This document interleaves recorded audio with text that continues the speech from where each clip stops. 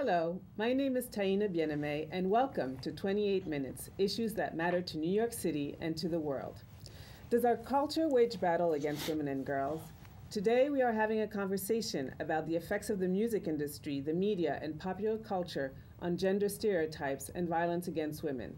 Do some forms of popular culture, including rap, harm our communities, or are these art forms merely imitations and reflections of urban life? How can we mobilize the public to effect positive social change? With us today are two extraordinary men who will share their views and their work on these issues. It is a great pleasure to welcome Jimmy Briggs, co-founder and executive director of ManUp campaign, a global initiative supporting youth to stop violence against women and girls.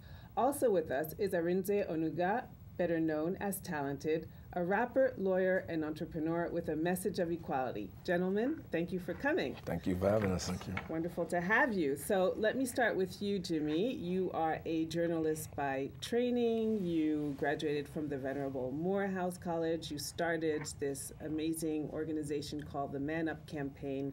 Tell us a little bit about ManUp, how it started, what inspired you. Sure. Well, thank you again for having me. This organization, ManUp, really was motivated by two primary factors. One being the single father of a 10-year-old daughter, but also having been a print reporter, having been a journalist, and seen firsthand the violence and abuse that women and girls endure daily, not just in this country, but throughout the world. One of the things, when I was a journalist, one of the things I didn't see much of was the opportunity for young people to respond to the issue of violence against women in a way that was culturally sensitive, but also sensitive to their particular demographic, their age group. And so ManUp was about creating the space and the motivation for them to tackle this issue and become leaders on the issue of stopping violence. Mm-hmm. And you know, now we focus a lot on culture, and especially hip hop, even though and I'll get to you, Arinze, in a minute, but you know, hip hop is can be seen as a form of poetry, a form of community activism, but it's been corrupted by a few highly negative elements. Let me go to you, Arinze. You have an extraordinary background. You have Nigerian descent. You even faced homelessness when you were a young child, and you have now a Wharton business degree and a law degree from NYU. You've left a prestigious Wall Street law firm job to become a rapper. You are known as Talented. Mm-hmm. Hip hop. Tell us a little bit about the history and do we give it a bad rap? I mean, hip hop, I mean, it's a very, very rich culture. I mean, obviously, it didn't start off on mainstream at all. It started off on what people call now the main street, right, which is in the hood, in the rough borough, you know, of the Bronx. And so, you know, over time, I think what's happened is that as it's been more and more commoditized, as anything, you know, it's not hip hop's fault, but anything. When food gets commoditized, what happens? You know, we break it down to the most basic element so that it can be easily replicated and easily sold for the highest profit. And after you go through a period of time where something is just formed very naturally and organic, and somebody tries to package it, it loses some of that natural, you know, culture that it started out with. And I think hip hop, it didn't start off with how you see it out right now. It's just dudes, and we're talking about not just lyrics. We're talking about not just rappers. We're talking about breakdancers and DJs, which are all very important elements of hip hop. Now you just see the MC in the front, but the DJ was very, very important. Graffiti, very important. Breakdancing, very important. At times more important than the MC. And you know, but and as any culture, it started off talking about, you know, socioeconomic issues, as well as just having fun. It's not like hip hop was always about uplifting the people. We're just having fun. You're rocking the beat. You're moving the crowd. Who's the best MC? It was very competitive, more so competitive from a lyrical standpoint. A little bit less of I'll kill you, and more of my lyrics are so slick, XYZ. You know, that kind of feel. So, but it's evolved over time, and over time, like anything, it just changed, and now it's international. So. Now, I mean, I understand why hip-hop gets a bad rap. Anybody who's in hip-hop would be foolish to say they don't understand why it has a bad rap. You understand why it has it because there's this need to be the coolest cat on the block. And what's the definition of cool? Definition of cool means I'm tough, I have a lot of money, and I have a lot of women. Those are the basic elements of being cool and any kind of classification of being cool. Anybody who's the man in the movie or the man in a song, he's that guy. He's that guy. And so hip hop with a black male, we have this, us black males have this, I describe it as a bit of a weak ego because we have to be the ultimate. We have to be the ultimate man. You know, in order to be the ultimate, I have to be the toughest dude. I have to have the most women. You know, I have to have the roughest face. That's why you see a lot of cats take pictures and they don't smile in the picture, because you're too nice if you're smiling. You know what I'm saying? Like that's what hip hop really is. So when you exaggerate that beyond belief, you do that in hip hop, and women get hurt in the process. But Jimmy, I mean, what Talented is saying, you want to have as many women as possible, along with, you know, the cars and the bling bling and all that. What does that mean to you?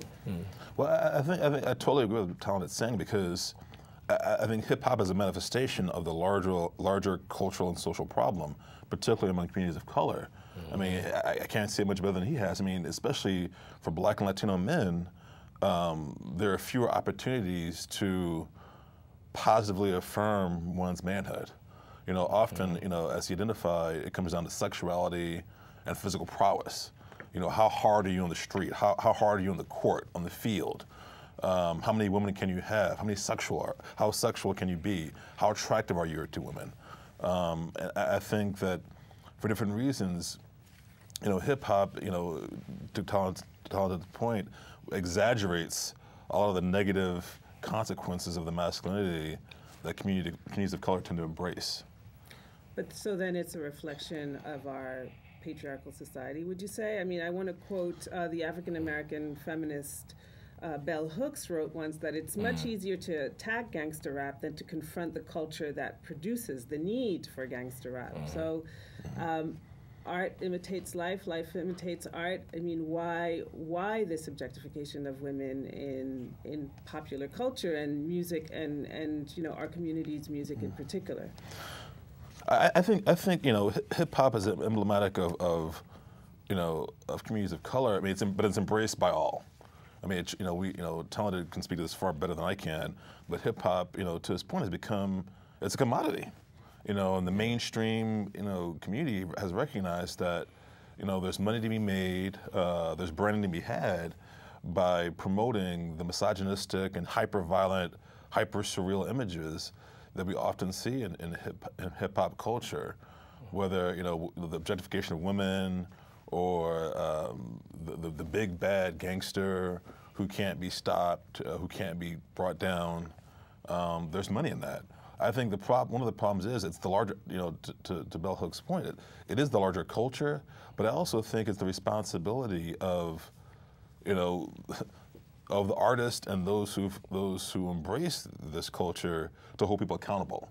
And I think there's been a profound lack of accountability to saying to artists, you know, it's not okay to present the woman this way. It's not okay to speak about your brothers or sisters in this way, or to depict these scenes of violence or death or subjugation. There are a number of you know, extraordinary women in the field, from Queen Latifah to Salt and Pepper, Erykah Badu, Missy Elliott, the list goes on, you know, Lauryn Hill. Talented, what have they had an effect on sort of this, against this misogynistic trend in some? Yeah, I think so. Queen Latifah definitely stood for that heavily. I mean, now she does less music. You see her more in an acting role, but she definitely played a strong role in outwardly being against that in her songs. Lauryn Hill, who's honestly probably the artist that has the biggest influence on me generally. Like, I love Lauryn Hill.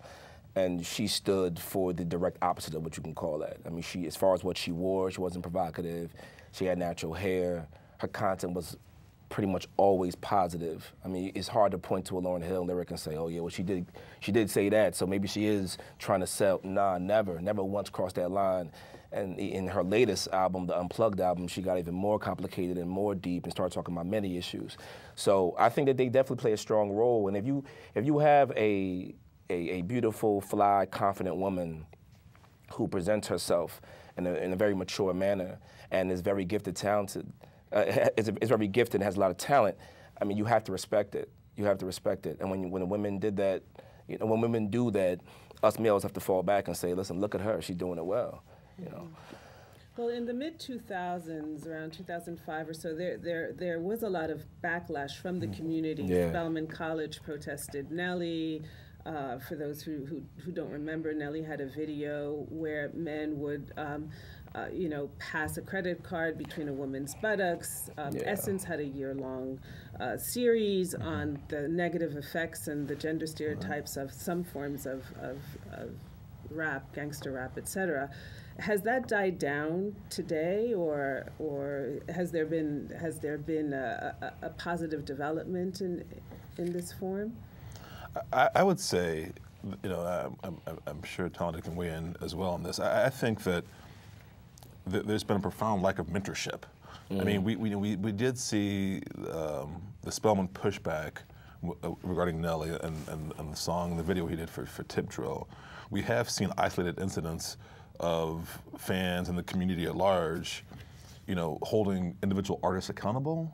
But I think one of the issues, Taina, is that the generation you talked about before, the Erykah Badu, the Queen Latifah, the MC Lyte, and people of you know who are, you know, they're not an older artist in the community. There seems to be a division between those group of women, Lauryn Hill, and the younger ones like Nicki Minaj, Rihanna, the ones who are on the charts now.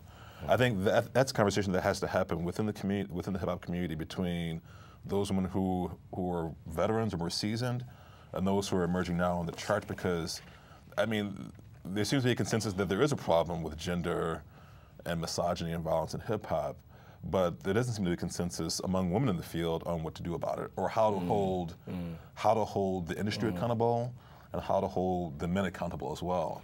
I was talking with someone recently about the Chris Brown situation, and you know there was recent controversy over his appearance on the Grammy Awards. He performed twice and received one award, but you know the thing is, you know, as I pointed out to this person, Chris Brown's rehabilitation was happening long before the Grammy Awards. I mean, he was on Soul Train and other awards before he got to the Grammys. So the community was already, you know, slowly bringing him back in.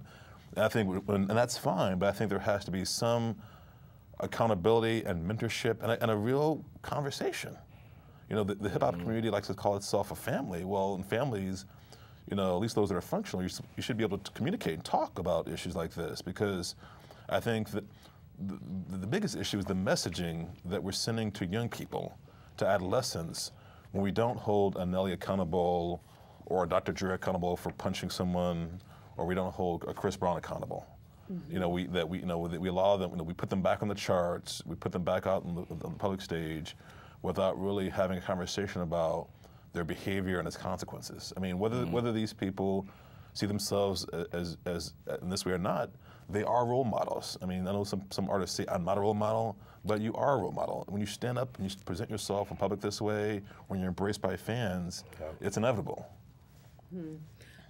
Well, Talented, I'd be interested to know what you think of the whole Chris Brown situation, but I also have a question about who owns the music, right? Sometimes the ownership of the music and the promotion of the music doesn't come from our own communities, and also for you to comment on, you know, let me read to you some words from the rapper Eminem, and it was very difficult for me to find some of these songs that I could actually say on air. But here it is: "Kill you, slut. You think I won't choke no whore till the vocal cords don't work in her throat no more. Shut up, slut. You're causing too much chaos." So, is this a free speech debate? I mean, what is? I mean, those lyrics, they sound harsh. They sound harsh especially when you just read it, as opposed to delivering it real melodically over a beat. But he's not alone in presenting lyrics like that. Many other artists do the same thing, and it's just this kind of wow factor, you know, of you know, wherever it comes from, you know, why he chooses to make that his concert or not. But I'm sure he's doing it because it's just speaking to him, and he feels like it's his way of being kind of a wild rebel. We look at artists to be a bit rebellious. Like, we like that. We like artists to just break all rules. Sometimes it ends up going in a direction that people get offended by, though. And I can see how somebody, someone reading that, me hearing it, just listening to it, it's like, wow, that's pretty harsh to hear. There's many other artists that we can read, and it'll be pretty harsh to hear as well. Is it free speech? Yeah, I guess it is free speech, but I've always been under the guise of whatever you do in life, artistically, entrepreneurship-wise, trying to add a social responsibility element to it. So even if it does make you money, cool, but you're promoting something a bit positive while you're doing it. It's difficult to take that road in hip-hop as an artist. It's difficult. I don't have a bunch of artists who talk slick on records about things that speak to me in the right kind of way. Like, I can't point to this artist and say, oh, well, that artist I can look up to right now, who is cool, who has all the elements you want in that bravado, that manly man, who's not talking about doing things to women, who's not talking about his money. Like, so artists, a lot of rappers don't know what else to talk about. They don't know what else to talk about. If you ask a 15-year-old kid from the burbs, hey man, start rapping, he's gonna start saying all types of things that he doesn't even know what he's talking about, because that's his definition of rap to him. So that doesn't even exist to people. Like, people don't even know what to say, but they know they can say these things in hip hop because that's just what the culture seems to be pushing them in the direction of saying. As far as the Chris Brown situation, I mean, I think that obviously domestic violence, I'm completely against it. You hear rumors of them getting back together. People are like, oh my God, I can't believe she can get back with him. My girlfriend is a assistant district attorney in the Bronx, and she's in the domestic violence unit. And many times they get, those women who she has to deal with that get beat up horribly and end up saying, no, I don't want to press these charges, take it out, I don't want to do it. Yeah, if that was my sister, I'd be going crazy. If that was my mom, I'd be going crazy. But do people deserve second chances? Yes. Should people be rehabilitated? Yes. Should he be made out to be a monster and we turn our back on his brother? No, because he's not the only person who has beat up a woman in our society, in our lifetime, in our history. He needs rehabilitation. Hopefully he's gotten it. Hopefully he's continuing to get it. It's just a shame of things you see. I recently saw a post where somebody wrote, Chris Brown could choke me or beat me up all he wants, and that was obviously a woman. And when you have this ability to post something anonymously, it gives everybody this power to say outlandish things because you're not accountable. So I can make up a fake name on Facebook or whatever, or under a blog, and post whatever I want. Sandy says, blah blah blah, boom. So it's almost wild how these social networks allow people to say things that would be ridiculous, where if that same person would never say that if they're being interviewed the way we are right now. No, would not say it. So that's a shame. That's a shame because it's kind of silly and it's a serious situation. We shouldn't joke around. We shouldn't joke around about the Chris Brown and Rihanna situation. But my thing is him getting properly rehabilitated and getting right. Well, the question of rehabilitation is an interesting one, Jimmy. Do you really think, where should the efforts go? Should it really go into sort of changing culture and sort of our cultural paradigm shift into how men treat women, or even how women perceive themselves as full human beings in society? Or should we focus our efforts on looking, feeling sorry for the person whose career may have been put in the back burner because of violence or other misbehavior? Well, I'm with Taina 100% on this. I think that Chris Brown and other perpetrators should be given the opportunity for redemption and rehabilitation, for healing. I think it's complementary. I think that we want to work with men to transform their attitudes and their behaviors. And we also, obviously, always, to Taina's point, we want to support the women, the survivors, whether or not they're able to press charges or come forward. I think their individual healing is paramount. But I think the primary key, the primary thread to all of this is prevention.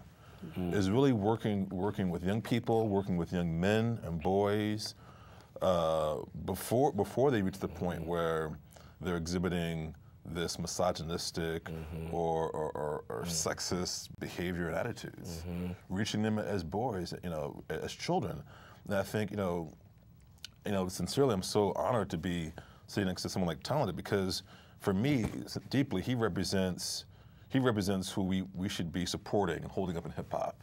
An educated brother, well-spoken, conscious, who understands how these issues, how one's lyrics and the images that one presents as an artist and as a video artist have an impact on young consumers. I mean, we saw it with the Chris Brown and Rihanna situation when it first emerged. We saw the articles in the New York Times and other publications of adolescent girls, Black and Latino girls in this city and throughout the country who, to Taina's point, they said, I forgive Chris, it's okay, maybe she deserved it. If you get out of line, what he did is okay. I mean, they really kind of excused the behavior. And I think, for me, that just really reinforced the need.